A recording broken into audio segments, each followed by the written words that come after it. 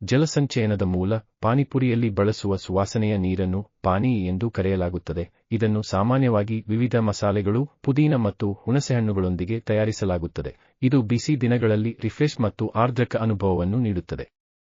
ಫೈಬರ್ನಲ್ಲಿ ಸಮೃದ್ಧವಾಗಿದೆ. ಪೂರಿಗಳ ಒಳಗಿನ ತುಂಬುವಿಕೆಯು ಸಾಮಾನ್ಯವಾಗಿ ಕಡಲೆ ಮತ್ತು ಆಲೂಗಡ್ಡೆಗಳನ್ನು ಒಳಗೊಂಡಿರುತ್ತದೆ.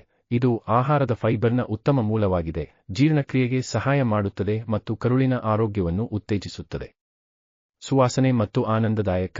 ಪಾನಿಪುರಿ ಒಂದು ಜನಪ್ರಿಯ ಮತ್ತು ಆಹ್ಲಾದಿಸಬಹುದಾದ ತಿಂಡಿಯಾಗಿದ್ದು, ಪ್ರತಿ ಬೈಟ್ನಲ್ಲಿ ವಿಭಿನ್ನ ಸುವಾಸನೆ ಮತ್ತು ಟೆಕ್ಸ್ಚರ್ಗಳನ್ನು ಒದಗಿಸುತ್ತದೆ. ನಾವು ಮಿತಿಯಲ್ಲಿ ಪಾನಿಪುರಿ ತಿಂದರೆ ಪಾನಿಪುರಿಯಿಂದ ಯಾವುದೇ ಅಡ್ಡ ಪರಿಣಾಮಗಳಿಲ್ಲ.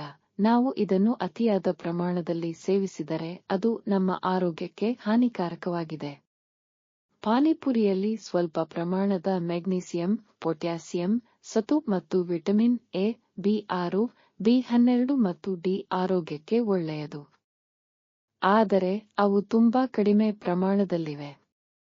ಹಾಗಾಗಿ ಒಂದು ವಾರದಲ್ಲಿ 4-5 ಪಾನಿಪುರಿ ತಿನ್ನುವುದು ಕೆಟ್ಟದ್ದಲ್ಲ. ನೀವು ಇದನ್ನು ತಿನ್ನಬಹುದು.